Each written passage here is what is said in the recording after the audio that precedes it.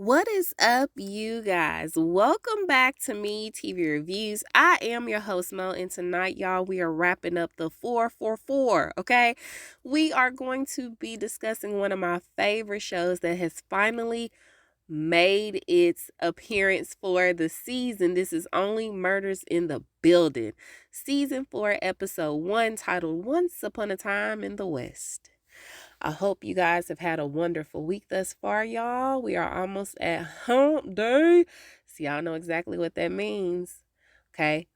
Got rest of the week to grind this thing out, get them grades, and then it's back to the weekend so we can relax. Thank goodness. Okay. So without further ado, let's go ahead, get into the synopsis, and then we're going to get right into the episode. So the synopsis for this one is: Charles, Oliver, and Mabel are whisked to Los Angeles, where a legendary film studio intends to adapt their podcast. Hollywood's glitz is overshadowed by a stunning clue about Charles's stunt double and friend, Sazz Pataki. Y'all, when I saw the last name, I was like, Helga Pataki? Off of Hey Arnold. All right, y'all, without further ado, let's go ahead and get into the episode. So we start the episode off with Charles, aka Brazo, giving the closing for the last season of the podcast as we see the short films of him, Mabel, and Oliver in real life, okay? Y'all, they are all so cute. Charles, Steve, Martin, handsome, okay? Steve, Martin Short, goofy, okay? Not like goofy looking, but he looks like he was a class clown. And Mabel, oh my gosh. Y'all, Selena, so daggone cute with that little twang. But when he's almost finished, there's like this quick little power surge, and he suggests that they go celebrate with the wine he asked Sazz to go get a while ago, but has yet to return with. So on the way up to his place, Mabel mentions an email that she received from someone named Bev Mellon, and they're talking about the next case that they're going to work on when we know that they're probably finna get ready to walk right into it, because in the ending from last season, Sazz got shot. She was laid out on the floor leaking, okay? We didn't know what was happening, but we know that whoever this was probably mistook her for Charles. And so somebody's trying to take him out. So when they get up there, I was like, Lord, they finna see her on the floor. But no, okay? When they go in, he finds the wine, but the cork ends up dropping on the floor. And y'all, they haven't cut the lights on yet. So I was like, okay, maybe they don't see it because it's dark. Maybe they don't see all the blood. No, there was no blood on the floor aside from like little bits of specks of blood. Now, Mabel had mentioned that there were some dark spots on the floor that she hoped wouldn't stain the floor. So there was like little remnants that somebody must have missed when they were in the cleanup process. And then she also saw some splatter on the oven handle. So they missed that too, right? But there's no body. Sazz is not there. Where the hell is she? And so as they toast up, we can clearly see in eye shot that a bullet hole is there in the window, but they don't see it.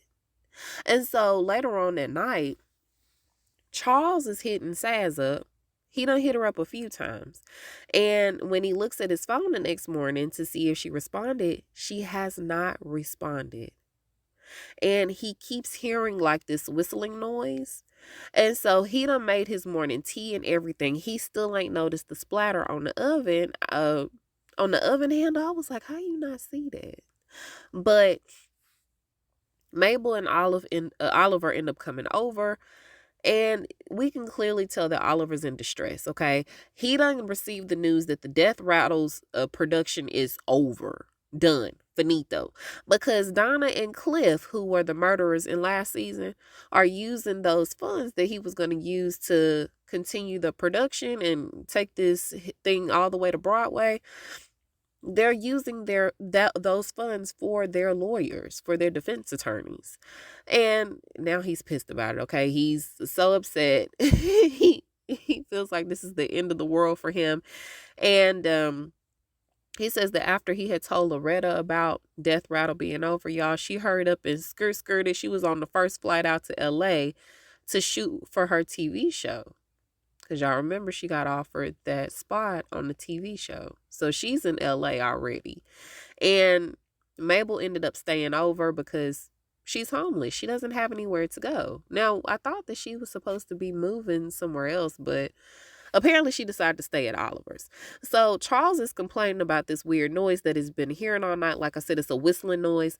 And so he's convinced that he's got some type of brain tumor. And poor Mabel, y'all, she's still trying to figure her life out. Now, she mentions that Bev Mellon again had shot her an email or a text or something, and it seems that Bev Mellon works for Paramount, and she's very interested in making a movie based on their podcast.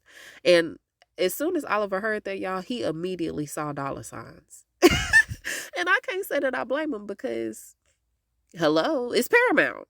So Charles is hesitant to go because he still hasn't heard from Sazz and he's very concerned about her.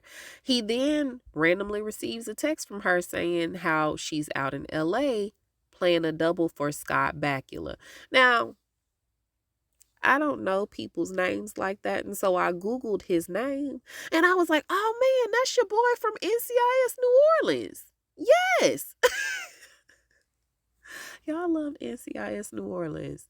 I can't even remember his name on that show, but it was so good, y'all. It'll come to me once I quit recording, I promise you. Okay, well, then it's settled. Since he's heard from Sazz, let's go to LA. Let's get this money. So they arrive and they're clearly on the set. And of course, it's all the stereotypical things about New York playing out on film. And they sit down with the producers later. And Bev is also there, and she lets them know that she's already got things in place. Okay, actors to play them. The only thing that they need to do that's left for them is sign over their life rights. But they want to talk numbers first because we just not going to be signing off on no paper and then you not give us no paper. You see what I'm saying? So Bev tells them that they'll be able to meet the cast later at this party that they're throwing. And when she describes their characters, it's hella offensive to them. Now, she called Oliver like the obnoxious one. Charles is like the unfun turtle or unfun uncle or something like that. And then she called Mabel like this mumbling, homeless. She called her something else too. I was like, damn, really? But she says that these actors really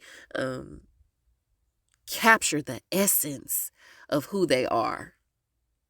So Mabel done heard enough. This is overwhelming to her, and so she steps out. And the guys follow her to talk to her. And so she knows that, of course, she's in this one period of her life, but she doesn't want that to be the main thing that's portrayed about her on the big screen because she's so much more than her current living status. Okay, she's so much more than that. And she's still in her 20s, so she's still got time to figure this thing out. And so she just asked them for some time to think about it. Meanwhile, Sydney, who is Brazo's old driver when he used to run the town, drives up to take them on a tour of the city. Now, it looked like he might be knocking on death's door too, but he soup up the limo, okay? And so they taking a tour of the city. But first, he wants to stop by Sazz's place. And so they do. But it's obvious once they get there that she hasn't been there for quite some time because when he doesn't have a key, but when he looks through like the slit where you put the mail through, he can see that there's dead flowers in the vase. Okay. And so there's also a bunch of mail and packages that are sitting right outside her door. And I'm like, damn, girl, you must really trust the people that live around here. Or they must be, well further off than you are because ain't nobody touched her Amazon packages. Ain't no porch pirates over there. She had a whole bunch of stuff sitting outside her porch, y'all. I'm just saying. So Charles doesn't of course he's concerned, but he doesn't want to seem like the unfun uncle. He doesn't want to seem like the worry wart. And so he was like, you know what? I'm not going to worry about it. Let's go have some fun. And so they end up going to the cast party, and they think that they're the ones that are receiving all this applause when they walk in. But no, no, no. It's the people behind them that are playing them that are receiving all the applause. And so coming in to play each character, you've got Eugene Levy playing Brazo, Eva Longoria playing Mabel. And I was like, wow, we didn't have nobody younger. Now, I mean, beauty, that's great. But age-wise, really? Eva? And so then you've got Alan. His real name is Zach. I don't want to mispronounce his last name. Zach Galifianakis. Alan from The Hangover. Okay. Now initially he's playing Oliver, y'all. Now initially Oliver thought that this was Jack Black. He didn't know who the hell he was at first. And so then Zach sarcastically says that he's Jack Black, and he was like, oh yeah. He was like, no, I'm not him. And so he has no clue, y'all. And Eugene is really excited to play Charles.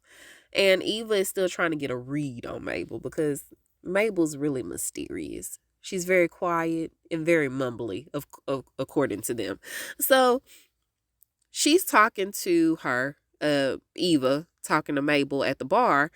And she tells her that if she's going to sell her life rights, then she needs to make sure that she squeezes the company for as much as she can to make sure that she's able to turn that into some other cash cows for her later on down the line, like she did, okay? She done did a whole bunch of stuff. I didn't know she had, like, sportswear and all the things. I didn't know she had computers and laptops and stuff and tequilas. I knew she was dipping and dabbling in a couple of things, but I didn't know to that extent. Good for you, Eva. And so she also mentioned that the reason they aged her up, because Mabel was like, okay, you're beautiful, that's great, but why did they age me up? Is it because I'm an old soul? And she was like, girl, no. Okay, we did a poll, and the one word that kept coming back to us when we thought about the group was creepy, because there's such an age gap between her and the guys. And so they decided to age her up. So Oliver is being insulted by Zach, obviously, when Loretta pops up. Okay, his lady love is here now, and he says that he's been trying to reach out to her. Y'all, Meryl Streep looked good in that black dress. Y'all, it looked like she was floating on air. Okay, she looks so beautiful. So anyway, he says that he's been trying to reach out to her, but she hasn't really been reaching back to him. But that's because she's been busy filming, okay? She's out here in Hollywood now, and then they came up with some little short acronym for the show that nobody understands, and she still has to explain it all away anyway, so what's the point? But she's here.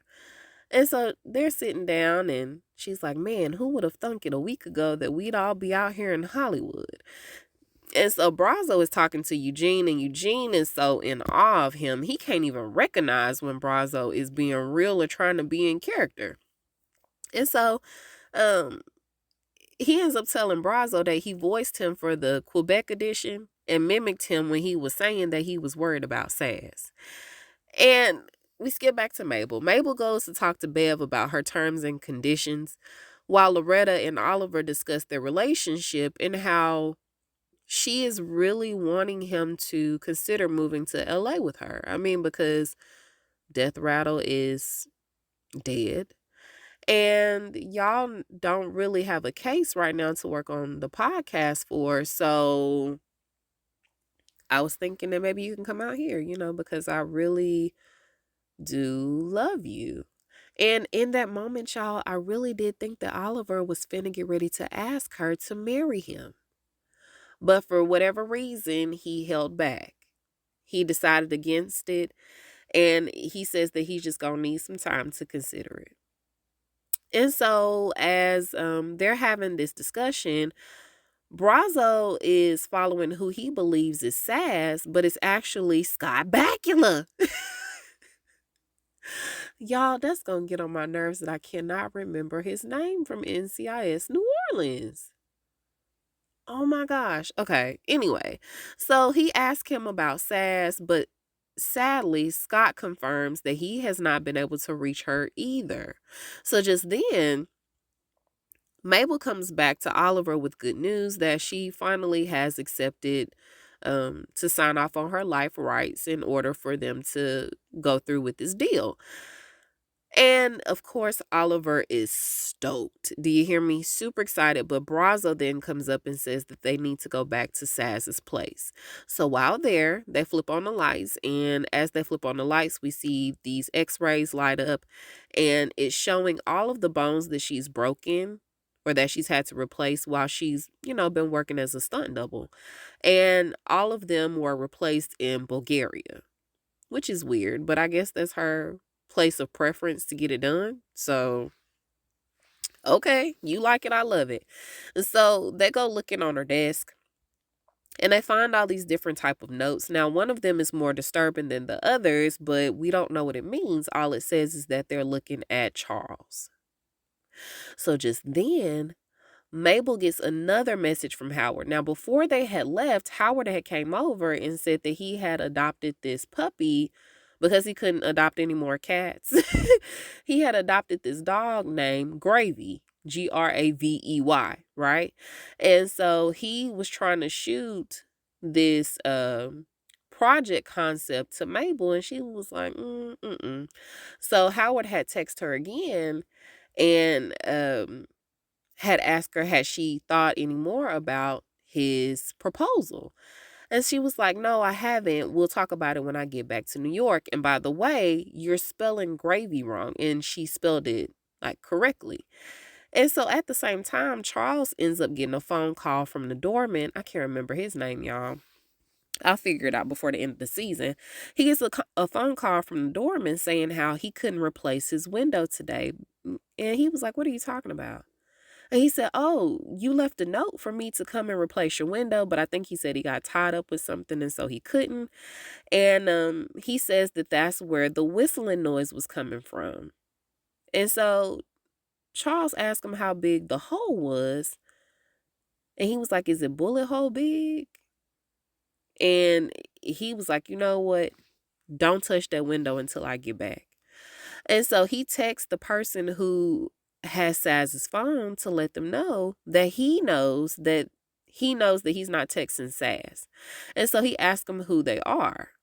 And so Mabel at the same time is getting a response back from Howard saying that that's how her name is spelled because she's a retired cadaver dog. He said that she was a retired dog, but he never said from what profession. Y'all, she is a retired cadaver dog. And so, of course, now they catch a red eye back to New York and head straight to Charles's house. And so they're looking at this bullet hole and they end up having Howard come over with Gravy, who picks up the scent from the kitchen floor. Now they have kind of like singled out this specific spot in the floor 2 or 3 times in this episode. So this is exactly where Sazz died, okay? So Gravy is uh signaling she done picked up the scent on the floor in the kitchen, and then she goes down the hallway to the incinerator where there's a note that warns excuse me, y'all, where there's a note that warns anybody to not use it because it's out of order. So then they go to the basement and Charles reaches in and there's ashes. Okay, it's dust. And sifting through the dust, he ends up finding a few metal plates from Bulgaria. And in this instance, we know that this is Sazz. At the same time, he finally gets a reply back from Sazz's killer saying how they're not his effing friend.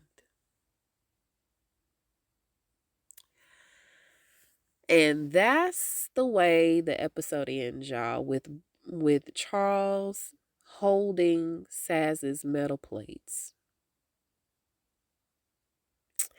This was a really good first episode. really good first episode. I hope that the rest of the season goes like this.